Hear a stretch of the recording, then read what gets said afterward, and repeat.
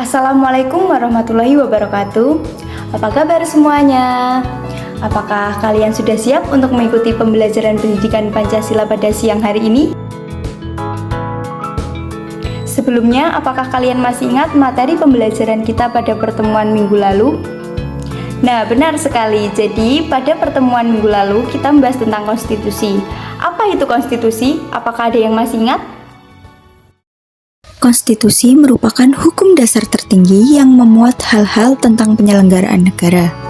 Di negara Indonesia sendiri terdapat dua jenis konstitusi, yaitu konstitusi tertulis dan konstitusi tidak tertulis. Konstitusi tertulis merupakan aturan-aturan pokok dasar negara, bangunan negara, dan tata negara yang mengatur kehidupan suatu bangsa di dalam persekutuan hukum negara. Contoh dari konstitusi tertulis yang diterapkan di negara Indonesia yaitu Undang-Undang Dasar 1945. Sedangkan konstitusi tidak tertulis merupakan kebiasaan ketatanegaraan yang sering timbul di dalam sebuah negara. Contoh dari konstitusi tidak tertulis di Indonesia yaitu pengambilan keputusan di MPR berdasarkan musyawarah untuk mufakat.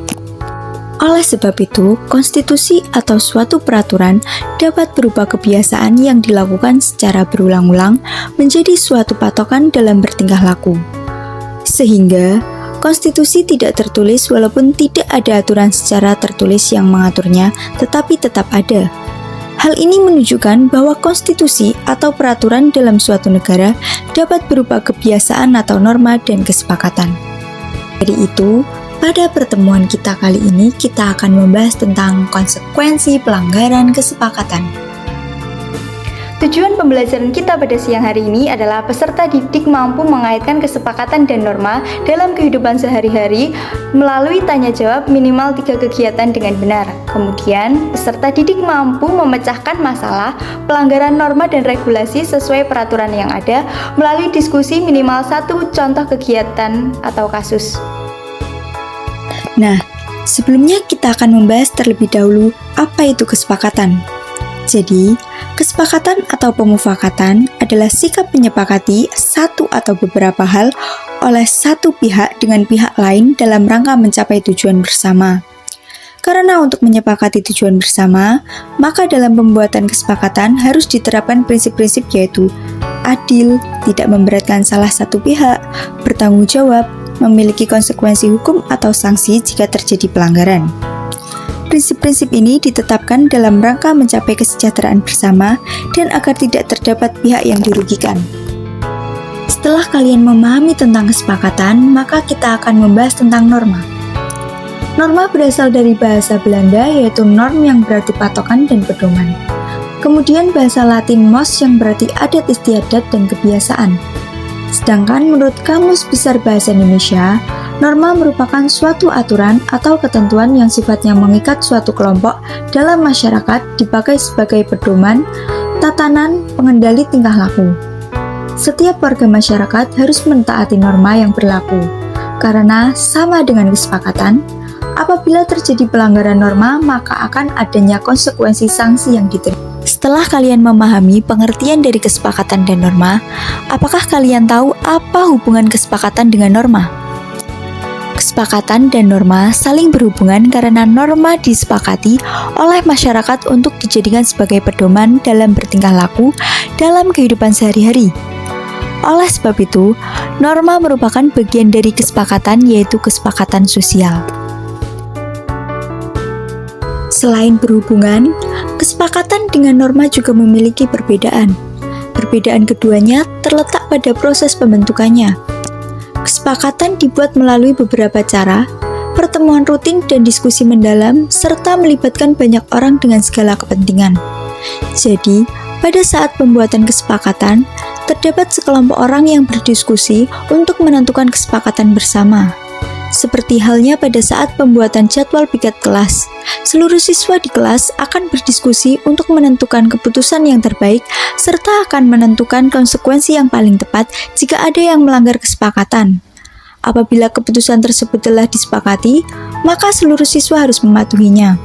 Sedangkan norma merupakan kesepakatan yang dibangun oleh masyarakat sebagai aturan bersama, cara hidup bersama, pemandu untuk mencapai tujuan bersama. Namun pada dasarnya, norma bersifat alamiah. Artinya, norma sudah ada dan berlaku sejak dahulu dan dilaksanakan oleh seluruh masyarakat. Norma digunakan sebagai cerminan atau pedoman dan kehendak bersama dan diperlukan dalam masyarakat agar terciptanya kedamaian dan ketertiban dalam hidup di masyarakat. Norma harus ditaati dan apabila melanggar harus siap menerima sanksi atau konsekuensi. Setelah kalian memahami tentang norma, maka diketahui bahwa terdapat beberapa jenis-jenis norma yang berlaku di lingkungan masyarakat. Jenis-jenis norma tersebut antara lain: 1. Norma agama. Norma agama merupakan aturan-aturan yang dijalankan oleh masyarakat yang sumbernya berasal dari Tuhan Yang Maha Esa. Norma ini biasanya berisi perintah yang harus dijalankan oleh seseorang, ajaran yang merupakan segala ilmu atau pedoman bagi para penganut agama tersebut, maupun larangan yang berisi tidak melakukan sesuatu perbuatan yang seharusnya dihindari.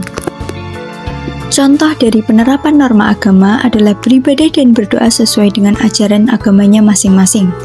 Setiap agama memiliki nilai-nilai norma yang baik bagi umatnya, seperti berbuat baik, menolong, dan menghormati, serta menghargai orang lain.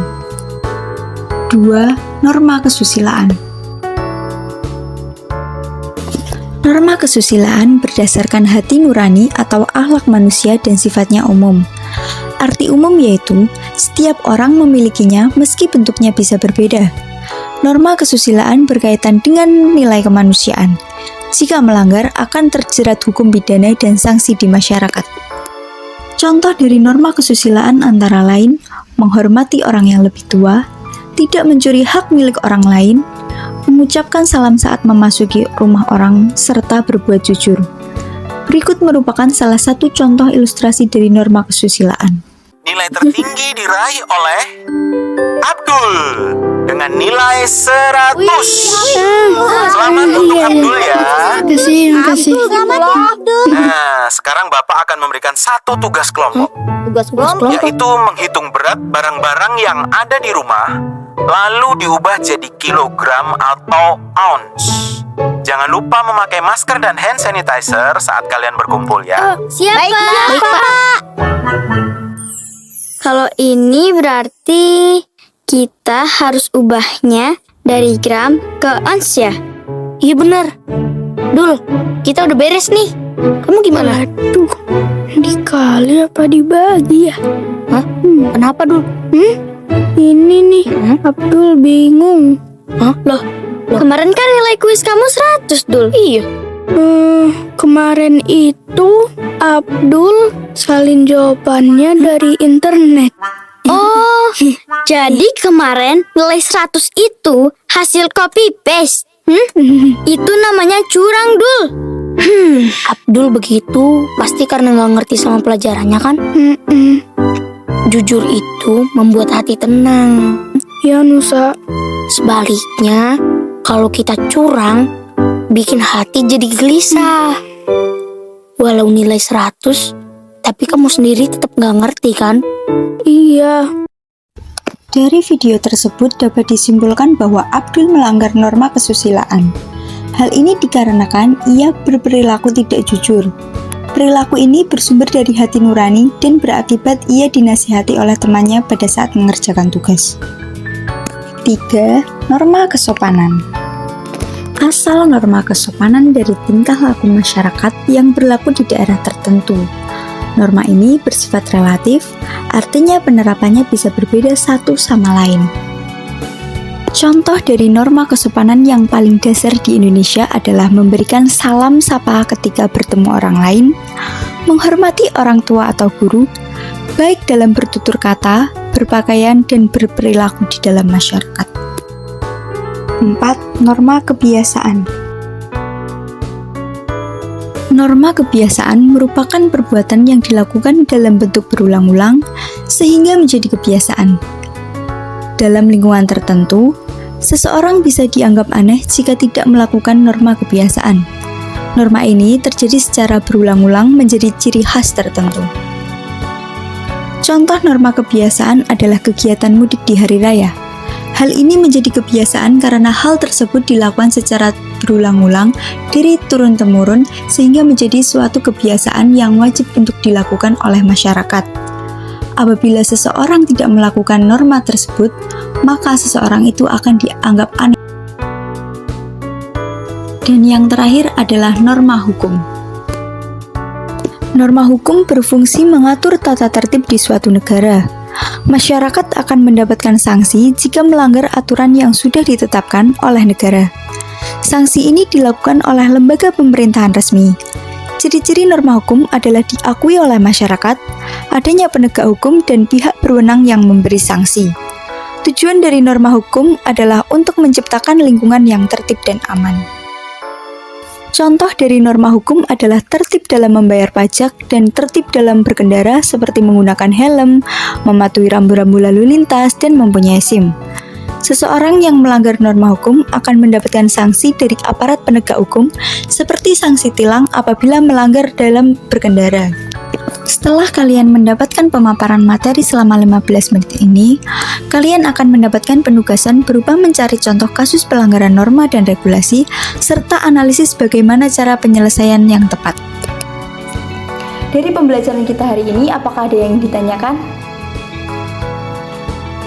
Baik, apabila sudah tidak ada yang ditanyakan lagi, saya akan mengakhiri pembelajaran kita pada siang hari ini. Tugasnya jangan lupa dikerjakan dan akan dipresentasikan pada pertemuan selanjutnya. Sekian pembelajaran kita hari ini, kurang lebihnya saya mohon maaf. Wassalamualaikum warahmatullahi wabarakatuh.